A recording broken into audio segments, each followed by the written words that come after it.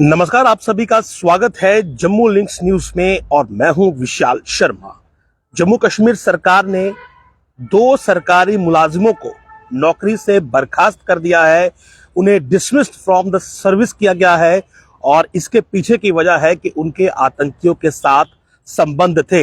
यानी कि terror links के चलते जिस प्रकार से पहले भी करीब 70 जो एम्प्लॉइज हैं वो नौकरी से निकाले जा चुके हैं, जो कि सरकारी नौकरी करते हुए आतंकियों के मददगार थे, तो अब 2 और मुलाजिमों को नौकरी से बर्खास्त कर दिया गया है क्योंकि इनके भी आतंकियों के साथ लिंक थे।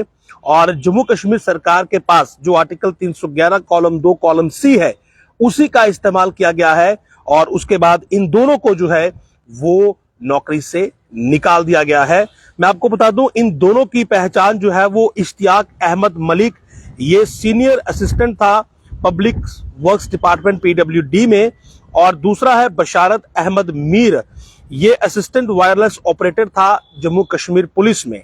और इन दोनों ने जो सरकारी पद इन्हें मिला था उस पर रहते हुए आतंकियों की मदद की, आतंकियों के साथ संबंध रखे, और जब इनके ये संबंध प्रूव हुए तो इन्हें नौकरी से बाहर कर दिया गया। जो टर्मिनेशन है वो इनकी हो चुकी है, टर्मिनेशन ऑर्डर्स मिल चुके हैं, डिसमिस फ्रॉम द सर्विस बर्खास्त हो चुके हैं। डिटेल्स इनकी मेरे पास मौजूद है, मैं आपको बताता हूं कि जो मलिक था ये सन 2000 में ये अपॉइंट हुआ था और सरकारी मुलाजिम होते हुए ये जमाते इस्लामी और हिजबुल मुजाहिदीन के लिए काम करता था। जमाते इस्लामी बैन था, हिजबुल मुजाहिदीन तो आप जानते हैं कि एक आतंकी संगठन है, तो ये उनके लिए काम करता था। और इसने कई नेटवर्क्स जो थे, आतंकियों के सिंपथाइजर्स जो थे, यानी कि आतंकी गतिविधियों को बढ़ावा देने वाले कई ग्रुप्स इसने बनाए, ओजीडब्ल्यूज के इसने ग्रुप्स बनाए और हिजबुल मुजाहिदीन के लिए इसने काम किया। और ये आतंकियों को खाना, शेल्टर यानी कि रहने की जगह, खाना या बाकी चीजें देता था, और उसके अलावा बहुत सारी खुफिया जानकारी भी इसने आतंकियों को दी। और खास करके जो सेना की मूवमेंट होती थी, सिक्योरिटी फोर्सेस की जो मूवमेंट होती थी, उसकी भी जानकारी ये आतंकियों तक पहुंचाता था।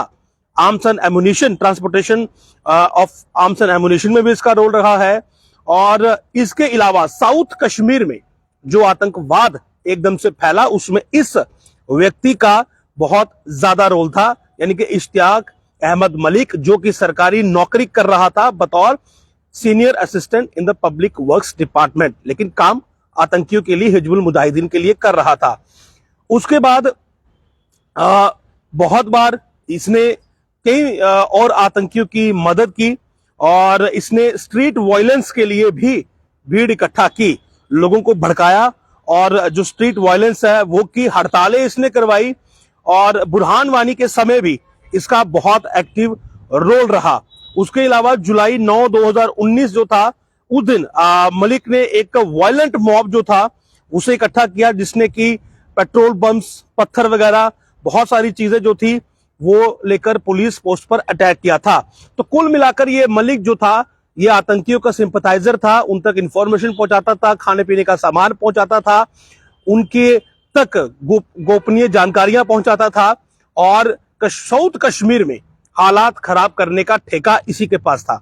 और अब इसे नौकरी से निकाल दिया गया है क्योंकि आर्टिकल 311 कॉलम 2 कॉलम सी सरकार को यह एम्पावर करता है कि जिस किसी भी सरकारी एम्प्लॉय पर यह इंक्वायरी के बाद साफ हो जाए कि वो आतंकियों का मददगार है तो उसे बिना किसी और फॉर्मेलिटी के बाहर का रास्ता दिखाया जा सकता है, उसे डिसमिस किया जा सकता है। जो टर्मिनेशन है वो विदाउट एनी सेकंड थॉट जो है वो हो सकती है।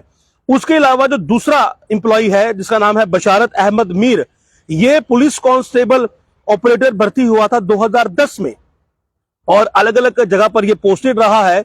और उसके अलावा ये वेरियस 2017 तक ये अलग अलग यूनिट्स में पोस्ट रहा। और बशारत और जो था ये भी आतंकियों के साथ जुड़ा हुआ था।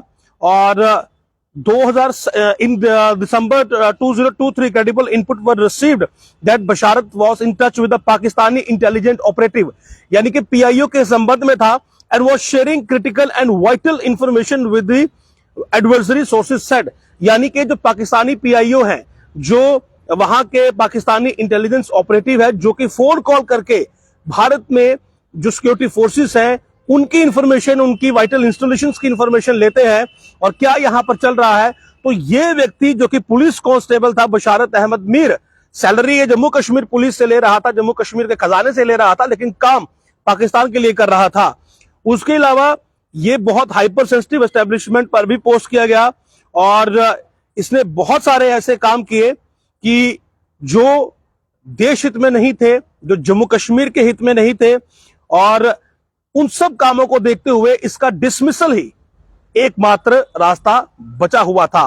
तो डिसमिस फ्रॉम द सर्विस करने के अलावा कोई चारा नहीं था, क्योंकि डिसमिस करके ही हमारी जो इंटीग्रिटी, सोवरेनिटी है इस पूरे राष्ट्र की, वो बच सकती थी। इसीलिए इसे टर्मिनेट कर दिया गया, डिसमिस फ्रॉम द सर्विस कर दिया गया है। बताते चले कि अब तक 70 से ज्यादा जो सरकारी मुलाजिम है जम्मू कश्मीर सरकार के, उन्हें आतंकी कनेक्शन के चलते नौकरी से टर्मिनेट किया गया है, डिसमिस फ्रॉम द सर्विस किया गया है। और आर्टिकल 311 कॉलम 2 कॉलम सी ये सरकार को एम्पावर करता है कि वो किसी भी ऐसे सरकारी मुलाजिम को नौकरी से निकाल सकती है जो कि पद का दुरुपयोग कर रहा हो, आतंकवाद का साथ दे रहा हो और इमोरल एक्टिविटीज में इन्वॉल्व हो, तो भी ये एक्ट उस पर लागू हो जाता है। और एलजी मनोज सिन्हा ने जो है वो फाइनली इन्हें बाहर का रास्ता दिखा दिया है। और so for more than 70 government employees with terror link have been dismissed by Lieutenant Colonel Manoj Sinha. His approach aligns with the broader security strategy of the Indian government under Prime Minister Narendra Modi. कुल मिलाकर अगर मैं आपको सारांश बताऊं तो जो भी सरकारी पद पर बैठा हुआ व्यक्ति है वो अगर आतंकियों से संबंध रख रहा है या कुछ ऐसी इमोरल एक्टिविटीज में इन्वॉल्व है जो कि देश हित में नहीं है, जम्मू कश्मीर के हित में नहीं है, तो सरकार अब पूरी तरह से एम्पावर्ड है आर्टिकल 311 कॉलम 2 कॉलम सी के तहत, जो कि सरकार को यह इख्तियार देता है, ये पावर देता है कि आप ऐसे एम्प्लॉय को एक इनिशियल इंक्वायरी के बाद नौकरी से निकाल दीजिए, क्योंकि आपको ऐसा व्यक्ति सरकारी सिस्टम में नहीं रखना है जो कि आतंकवाद के इकोसिस्टम को बढ़ावा दे रहा हो, जो कि क्षेत्र में आतंकवाद फैला रहा हो और इमोरल या गलत चीजें बढ़ा रहा हो या एक गलत आइडियोलॉजी को प्रमोट कर रहा हो। तो 70 से ज्यादा निकल चुके हैं और न जाने ऐसे कितने हैं जो आइडेंटिफाइड हैं और जिनकी इंक्वायरी लगता है मुझे लास्ट स्टेज में है। खाली टर्मिनेशन के ऑर्डर्स निकलना बाकी है, डिसमिसल उनका भी डन है। तो एक अच्छा राइट है, एक अच्छी ताकत जो है वो सरकार ने ये बनाई है और जरूरी भी है, क्योंकि सरकारी सिस्टम की सफाई कहीं ना कहीं बहुत जरूरी है। तभी एक आम आदमी को सरकारी सिस्टम से लाभ पहुंच सकता है, जिसके लिए आम आदमी सरकार चुनता है। अगर उसी सरकारी सिस्टम में इस प्रकार के लोग बैठे होंगे जो कि सैलरी लोगों के टैक्स के पैसे के लेंगे लेकिन काम पाकिस्तान और आतंकवाद के लिए करेंगे, तो पर जरूरी है इस प्रकार की सफाई हो। नमस्कार।